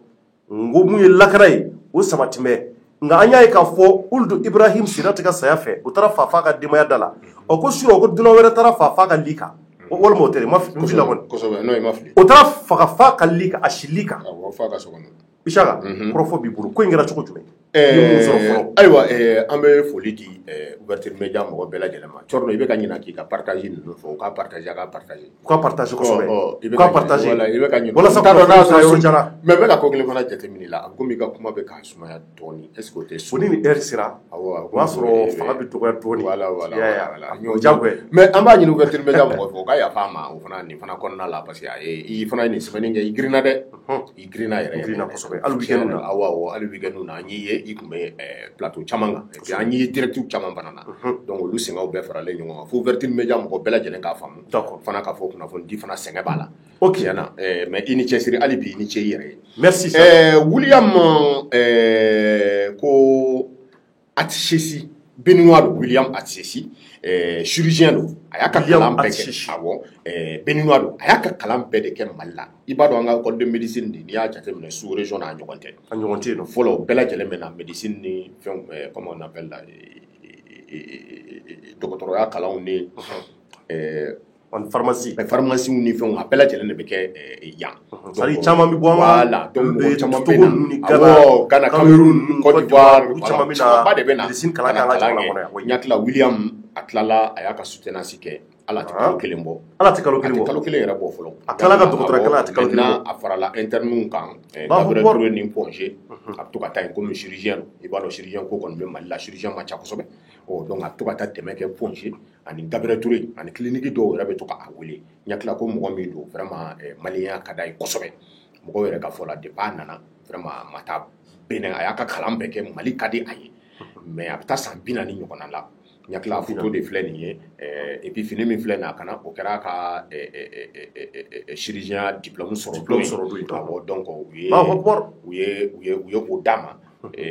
ka tila k'a yira a la fana k'a fɔ vraiment a bɛ se ka to Mali la ou bien n'a y'a diya a bɛ se ka taa Benin mais Mali de diyara a ye Mali diyara a ye kojugu donc a ye baara caman kɛ Mali in kɔnɔna la surɔ Cɔrɔnɔ Bulukasunbugu Kulubilenni na Bulukasunbugu Kulubilenni commune 1 n hakili la u taara cɛ fagalen dalen sɔrɔ a ka so kɔnɔ marifa cira yɔrɔ jumɛn na tiɲɛna an tun bɛ fɛ ka kunnafoni ninnu bɛɛ ɲini fɔlɔ mais an ma olu sɔrɔ mais min fɔra an ɲɛna k'a fɔ ko marifa de taara ci a la fo a ka so kɔnɔ ka taa marifa ci ka so la a kɛra 98 a kɛra 98 sɔrɔ an kɔrɔ munna tiɲɛna an ma kɛ ala ye k'a dɔn jɔn de ye William faga a fagara kun jumɛn na munna vraiment an ma kɛ ala ye k'a dɔn mais an kun bɔra an taara 12e arrondissement na an taara sɔrɔ olu bɛ passation de la i b'a dɔn Kɔnpoli bɔlen don a place la ani Ɲamele olu bɛɛ talen don donc o n'a ka Kɔnpoli ba yɛrɛ donc olu bɛɛ talen don donc an taara sɔrɔ olu bɛ passation de service de la donc an ma se ka ɲininkali kɛ mais an sera ka min sɔrɔ kɛrɛfɛ effectivement police scientifique wulila ka taa ka analyse kɛ mais olu yɛrɛ fana wulila ka taa scène de crime kan ka taa William ni ka taa dalen sɔrɔ a joli la donc k'a cɛ ka taa n'a ye Gabriel Touré la mais ɲakila u bɛna autopsie kɛ a la k'a lajɛ mun de nana ni nin mais don ta nata tɛmɛlen don nata ninnu na an bɛ se k'o layidu don ouverture média mɔgɔw ma k'a fɔ an bɛna taa nin ko ɲɛɲini a sera ka kɛ mun na parce que kuma caman bɛ ka fɔ a kow la est-ce que jugu tun bɛ nin cɛ in na wa a ye mun de kɛ fo taara se nin yɔrɔ ma vraiment nin tigi mɔgɔ min y'a kɛ fana a y'a kɛ kun jumɛn de la voilà est-ce que wari de tun b'a kun wa est-ce que vraiment u keleyara la yɛrɛ de wa ou bien vraiment a binna ani dɔw de karila ɲɔgɔn na wa mɔgɔ ma ala ye ka nin si dɔn quand même don nata ninnu na cɔn an bɛna nin don ka fɔ ne ninnu ɲini mais yana mais digi mɔgɔ la dɛ a bɛ digi mɔgɔ la n'a fɔra dunan nana an ka jamana kɔnɔ ka kalan bɛɛ kɛ kalan yɛrɛ bannen kɔfɛ f'a ye docteur diplôme sɔrɔ ka t'o faga f'a ka so vraiment c'est à dire maloya don mais an y'a mɛn k'a ka denbayaw bɛ ka na ka bɔ awɔ k'a ka denbayaw kun kan ka na nin week-end yɛrɛ la k'a muso kun kan ka na nin week-end yɛrɛ la muso k'a muso kun kan ka na ɲakila a muso tɛna na a y'a ɲɛ la bilen ale bɛ diɲɛ to an b'a fɔ ala ka hinɛ a la ala ka hinɛ a la vraiment ala ka dɔrɔ suma a kɛra an ka jamana yɛrɛ k'a ma diya n ye quoi vraiment mais ni mais i ye min fɔ lakanabaliya kan Sidati ka fagali nin kan an bɛ ko dɔ ɲini fana autorité sécuritaire fɛ vraiment c'est à dire u k'a lajɛ ten u ka patrouille caya u k'a lajɛ u ka patrouille ninnu caya parce que fo yɛrɛ man ka kɛ goudron kan u ka don carré kɔnɔna na u ka don carré kɔnɔnaw la et puis fana u ka patrouille k'a caya n bɛ ka min f'i ɲɛna u ka patrouille caya ministre de la sécurité ka moyen di arrondissement bɛɛ ma walasa u ka patrouille ninnu caya jɔn i b'a dɔn ko nin ko morali dɔw bɛ kɛ kisɛ cikan tɛ dogo quoi i bɛ taa sɔrɔ mɔgɔ bɛ bɔ patrouille tɛmɛtɔla ni ninnu tɔw bɛ se ka bɛn i bɛ se ka ninnu c'est à dire ka ninnu bɛɛ faga u b'u kɔni don i bɛ marifa ci u la k'u bɛɛ faga mais a bɛ kɛ cogo di mais cɛ bɔnɛlen fila ni na nin cogo la donc i ye mun fɔ vraiment an b'a ɲini an ka ministère de la sécurité fɛ u ka patrouille caya et puis an ka polisiw yɛrɛ an ye mun jate minɛ i b'a sɔrɔ polisiw ka arafu ka ca goudrondaw de la goudrondaw ti arafu kɛyɔrɔ ye wali parce que moyen fana tɛ yen o carte d'identité i b'a dɔn ne bɛ dama soɲɛ i b'a dɔn ne bɛ dama soɲɛ ka kuma dɔw f'i ɲɛna n'u m'u kɔlɔsi k'a fɔ k'u bɛ taa yɔrɔ dɔw la i b'a dɔn k'a fɔ k'u ka essence bɛ ban u ka essence bɛ ban mais parce que moyen dɔ de dilen don aw ma a tɛ se ka tɛmɛ o kan o i bɛ se ka tɛmɛ i ka moyen kan c'est à dire territoire la a kana to kuma ka jumɛn de n bɛ ka min f'i ɲɛna c'est à dire fo maliyɛnw k'u ɲɛ yɛlɛ dɔɔnin quoi u k'a dɔn k'a fɔ ko polisiw bɛ baara min na quoi walayi tuma dɔw la dɛ a ka d'u ye u ka ko dɔw kɛ mais u tɛ se k'a kɛ moyen tɛ yen n bɛ ka min f'i ɲɛna dɛ moyen tɛ yen koyi n'u taara ɲɛfɛ dɔrɔn essence bɛ ban u ka taa kɛ i tɛ se ka taa yɔrɔ dɔ la o mais e bɛ se ka bɔ i ka territoire kɔnɔ ka taa i taa don territoire wɛrɛ kɔnɔ i kan ka min kɛ su kɔnɔna la o de bɛ d'i ma o i tɛ se ka tɛmɛ o kan mais ko dɔ bɛ se ka bali ka na i kan o de kama n'u bɛ bɔ moyen de kan ka bɔ n bɛ ka min f'i ɲɛna moyen de kan ka bɔ normalement ninnu fɛn kan ka sɔrɔ u bolo n'a bɛ f'o ma ko carte verte u mana se station na u kan ka essence ta u mana se station na u kan ka essence ta u mana kɛ station ye c'est à dire c'est comme les autres pays est-ce que ni policiw nana dɔrɔn n'u y'u ka carte yira dɔrɔn u bɛ se k'u ka carburant ta ka taa est-ce que donc c'est comme ça parce que a bɛ na ni jamana ka lakana ye a bɛ na ni fɛnw i bɛ tugu bandi dɔw kɔ u bɛ to ni ye munumunu na u bɛ to ni ye munumunu na yɔrɔw la e ka essence bɛ parce que u b'a dɔn est-ce que ni essence tɛ e kun ou bien ni moyen tɛ e bolo k'a fɔ k'i tu fais face a ka gɛlɛn quoi a ka gɛlɛn vraiment d'accord donc maliyɛnw ni de kɛra Williams la béninois don ka faga an ka jamana kɔnɔ nin cogo la surɔ ko bɛ ka ɲɛɲini ni mun bɔra la an na o daw tulo kan tari dɔ de taara a faga k'a sababu kɛ a ka nafolo ye wa walima k'a sababu kɛ ko dɔ b'u ni ɲɔgɔn cɛ wa walima vagabond dɔ taara don k'a faga wa ɲɛma don fɔlɔ sabula a minɛna ka taa autopsie k'a la dɔgɔtɔrɔso la walasa k'a dɔn mun de y'a sɔrɔ exact nka marifa de kɔni cira la c'est qui est sûr donc ko bɛ ka ɲɛɲini wa a yɛrɛ tilala kalan na a muso tun bɛ sira la ka na bɔ a ye yɛrɛ muso nana sɔrɔ ni kunnafoni yɛrɛ fɔra muso ye a bɛ dɔ fara jigilatigɛ kan donc n'a fɔra cɛ k'a ka kalan bɛɛ kɛ médecine ye san 7 de après le baccalauréat donc n'a fɔra i k'o bɛɛ kɛ tuguni ka tila ka na san cogo la a bɛ maa tɔɔrɔ donc ni ko tiɲɛ bangena cogo cogo an bɛ bɔ ni ka tila ka n'o fɔ ye donc an bɛ taa rapidement énergie du Mali la an y'a ye sɔgɔmada in na maliyɛnw énergie du Mali la an ka Mali denmisɛnnin caman fara ɲɔgɔn kan activiste caman journaliste caman u bɛɛ fara ɲɔgɔn kan depuis dɔgɔkun jan tɛmɛnen u tun b'a kuma la réseaux sociaux kan ka se ka wulikajɔ kɛ ka taa énergie du Mali da la ka taa fɔ ko trop c'est trop ko courant bɛ ka tigɛ an na ko anw di wari sara ka dibi sara an bɛ wari bɔ de ka taa courant sara nka dibi de bɛ d'an ma a y'a ye kuma minnu cayara réseaux sociaux kan journalistes activistes même les comédiens bɛɛ y'i da don a la k'a fɔ ko courant tigɛ cayalen don an ka jamana kɔnɔ ce qui n'est pas du tout normal anw fana da donna a la yan nɔ siɲɛ caman an ye welekan bila an ka ɲɛmɔgɔw ma a kɛra sababu ye ministre ye bonya lase kunnafonidilaw ma ka bɛɛ wele k'u kana k'a bɛna kumakan duman fɔ an ye kumakan duman taara kɛ kunjuru ye tuguni an bɛ kunkolo surulen bɔra yen ka sababu kɛ an y'a ye k'a fɔ fura t'a la nin san in na nin san in kɔnɔ an bɛ kurantigɛ kɔni an b'a supporter parce que fura tɛ yen o de yira na donc o bɛɛ kɔfɛ a yira k'a fɔ maaw ye wulikajɔ de sabati sɔgɔmada ni ka se ka taa marche kɛ donc gazi nana ci u la gazi cira ko dɔw fana minɛna ka taa caman minɛna ka taa gazi ye caman ɲɛji bɔ donc an bɛna monsieur Dramé sɔrɔ sini inshallah ale bi jɛkulu in na ni o ye Dramé ye an kɔrɔ Dramé an b'a fɔ ka waleɲuman dɔn yan ale fana bi wulikajɔ caman kɛ degun caman bɛ kɛ Mali kɔnɔ yan a y'a bɛɛ ɲɛma ale ni Mali Konate ninnu bɛɛ tun bɛ kɛnɛ kan donc ni kɔni de kɛra maintenant kɔrɔ e hakilina ye mun ye nin kan bon n b'i ka kuma la tile yɔrɔnin dɔ la marche tɛ quoi sitting de don kosɛbɛ sitting et puis fo lakanabaaw k'a faamu k'a fɔ ko sitting bɛ jamana sariya kɔnɔ quoi et puis heure de bɛ sitting na sitting tɛ mɛn o n'i y'a jateminɛ mɔgɔ minnu tun ye nin sitting nin organiser u tun y'a fɔ u ko ko 10h à 11h30 a tɛ tɛmɛ o kan quoi c'est à dire a bɛ taa dɔrɔn a b'aw ka nisɔngoya yira aw bɛ tila ka taa a tɛ mɛn o n m'a dɔn n'i y'a faamu o de ye sitting ye wa o de tun fɔra mais k'a fɔ ko corona k'a fɔra ko corona kow bɛ yen et puis jamana sariya nana corona nana an ka jamana sariya sɔrɔ yen sa corona nana ka na jamana sariya sɔrɔ yen est ce que y'a faamu vraiment c'est à dire a bɛ se ka f'u ɲɛna de k'a fɔ k'u ka mesure minnu n'o o bɛ don corona kɔnɔna la u k'o bato mais sitting man ka bali ko sitting bɛ yen arrêt de travail bɛ yen grève bɛ yen nin bɛɛ bɛ sariya kɔnɔ wa fana n y'a mɛn k'a fɔ ko gouverneur ma a autoriser non sitting autorisation t'o la o sitting i bɛ se ka wuli dɔrɔn k'i ka nisɔngoya jira wagatinin dɔ kɔnɔna la a heure tɛ tɛmɛ heure kelen kan awɔ ka sɔrɔ tiɲɛni t'a la foyi t'a la i b'a fɔ dɔrɔn non nin ma bɛn ma nin ma bɛn ma après a bɛ taa ka bɔ yen a kɛ kun y'o de ye wa a tɛ gazi fili kun bɔ ne m'a dɔn bi mun y'u bila gazi fili la tiɲɛ yɛrɛ la parce que olu de ye sariya sɔsɔ sisan mun ye gazi fili olu de ye sariya sɔsɔ awɔ olu de ye sariya sɔsɔ parce que nin bɛ sariya kɔnɔ awɔ et puis fana u ye gazi fili kun min na mɔgɔ si t'a kun dɔn wa fana a ma fɔ mɔgɔ ninnu ɲɛna fana k'a fɔ ko mesure barrière bi an taalen an y'u fɛn fɛn ye masque tun b'a bɛɛ la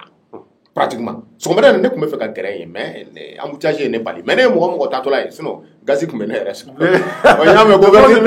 ko vɛtiri ka directeur fana ko fana tun bɛ sira la magara ko mɛ k'a ma yɔrɔ in sɔrɔ bilen dɛ bon mais kɔrɔ ma gazi ye yɔrɔ jan o de mɛ ayi ne m'a ye dɛ k'i jɔyɔrɔ ja k'i kun ne m'a ye ne ye jɔyɔrɔ de ɲini c'est à dire depuis ne tɛmɛna BDM na ka ban ne ye jɔyɔrɔ ɲini ne ma jɔyɔrɔ sɔrɔ mais ne ye mɔgɔ ye n'o tun bɛ ka taalen a bɛɛ tun protégé len don. Donc pour les mesures de barrière, là on ne peut pas dire qu'il faut qu'on bateau quoi, ou bateau. Nous les gazifs le de charia soso. Sabla nous nous charia soso. Nous nous coupe ta sitting de ke. Ou qu'on ga la jefolo nous be gazifli ke. Ou qu'on ga la ni sitting ni na temena a watika. Ou là au correct ka fo munu mbeka ninge ou ye charia soso parce que ou là abe fu nyana akoko sitting donc ay moment minti o de ni moment ni moment temena de donc ay taka boy. Nous mata sa bu so ga gazifli ko. Mais depuis 10 heures, depuis Mogo commence et puis Mogo a commencé à faire un aller tout maintenant donc paf donc you can Mogo. Donc vraiment il faut que Jamanaka au Fanadon comme il Fanado il faut que Mogo Kuka Nisogoya ira Edemna Edemi Mogo Toro Edemi Mogo Digun Udemi Mogo Fara make a me fiana parce que courant que bani dire te yoro la make a me fiana ali ko ni GP ibo nyini yoro dola donc so ma je ni edem ni ma bokata u nisogoya yira et puis mo ka bokata ka nisogoya yira nga be fe no bo mo kono na so tieni me atigi kono abi fe ka kotuku doke mais le fait ka tara fo ka ban o ha bolé atigi kono donc abu to ko oké o ka tu yere défoulé be ka boka fo non ti jenai o fana be lafia ke edem fana be se ka o yere profiter fana ku ko communication passer au kono la parce que tu ne peux pas itse ka communication nyama ke ni scandale ni scandale créera trop l'EDM peut mieux communiquer ni scandale ni konna la ka bon yɛrɛ ka communiquer ni mɔgɔw ye et là aux communication ça passe vite que donc o sigi ka communiquer o sɛbɛn wa délaissage par ci par là o tɛ passer o mais ni ye moyen de fana ye u bolo parce que ni ye cadre dɔ de da yɛlɛlen u bolo journaliste bɛɛ sera u ma activiste bɛɛ sera u ma donc téléweb bɛɛ sera u ma donc c'était l'occasion 0 franc u tun b'u ka communication passer c'est vrai et là s'ils avaient des chargés de communication malins donc pour la communication de passer ni konona la sans pourtant que ka mo tonyo ka bi mo ka sans pourtant gazi ka chi mo la olu edem kele no kun kan ga bo ka fo ko non aka na gazi fili nu ga nu e on ka client ye nu le consommateur ye mais gazi consommateur na bi de pro a énergie a kirambulo bare de aywa e ka jamana de do de amon ba fo vraiment énergie du Mali trop c'est trop amesi ko fo ka trop c'est trop dɔ ti ka bɔ kurantigɛ la au contraire dɔ de bɛ ka fara kan foyi ti ka bɔ a la foyi ti ka bɔ a la kurantigɛ yɛrɛ kɔni hali sura ne yɛrɛ ye n don ka sunɔgɔ di jatuma la sunɔgɔ bɛ ka jɛ ne kunfɛ waati na mala ka sogo dumanw yɛrɛ kuran sera ka kɛ ko parawti ne wulila ne ye suru ba ci dɔrɔn taara n sigi ko wala an t'an ta yafa mais se wɛrɛ t'an ye wa don o don danga de bɛ k'u kan se wɛrɛ foyi t'an ye an t'an ta yafa ka kuran tigɛ maaw la funteni bɛɛ mɔgɔw to yen fana mɔgɔw fana ka t'o fana fɔ sa walahi u ka mɔgɔw to yen mɔgɔw ka t'o fana fɔ folikan laban jumɛn bolo kɔnɔ bon ka foli di ouverture media mɔgɔw ma k'a fɔ ko hali bi u ni cɛsiri k'an bɛ sunkalo kɔnɔ ala ka sunkalo in timɛ ko ɲuman d'an ma ala ka musaka nɔgɔya ala ka an to kɛnɛya la an bɛ foli di aw yɛrɛ bɛɛ lajɛlen ma yan n b'a dɔn n'i y'a faamu ka foli di vraiment a bɛ cɛsiri min na jamana ni bɛɛ ɲɛ b'a la n hakili la ouverture media bi vraiment sanbala ɲɔ don bɛɛ bɛ fɛ ka na kuma ouverture media la n'i y'a jateminɛ bɛɛ bɛ fɛ ka na i ka kunnafoniw lase ouverture media la o de foyi ye cɔrɔ la ni aw ka cɛsiri tɛ donc o foli di aw ma hakɛto bɛ nin ka se aw ma Issa Kulubali an b'i fo ka observateur kojugu kɛlɛba baarakɛla bɛɛ fo a kunnafonidila ŋanaw mɔgɔ b'a jɛkulu la an b'o bɛɛ fɔ k'u waleɲuman maliyɛnw an ka foli bɛ se aw ma k'a fɔ nin de tun bɛ an bolo Cɔrɔnɔ Décrypte kɔnɔ ko Cɔrɔnɔ ka walawala an b'a fɔ aw ye an bɛ aw bɛɛ ka bila la su ani tile k'a fɔ ko ko n'a bɛ jamana kɔnɔ kunnafoniko taasira la mun bɛ se ka na ni lafiya ye jamana kɔnɔ an b'an cɛsiri o la ka se ka na o kunnafoniw di aw ma en temps réel la walasa mun b'a to yiriwali caman bɛ se ka don an ka jamana kɔnɔ cogo min na n bɛ n yɛrɛ kanubaw fo k'an fa ni n baw bɛɛ fo minnu bɛ ka lajɛ diɲɛ fanda 4 fɛ k'a fɔ aw ye ala ka an to ɲɔgɔn ye an jɛ bɛ jamana ko min na Mali ala k'a bɔ nɔgɔ la aw minnu bɛ tunga la ala ka tunga diya aw bɛɛ kelen kelenna na sunkalo barikama min n'an b'a kɔnɔ ala ka cɛko ɲuman di an bɛɛ kelen kelenna ma k'an ka dugawu minɛ maliyɛnw b'a fɔ aw ye aw ni ce a ka kulumajɔ la merci à toutes et à tous a k'an bɛn waati wɛrɛ au revoir.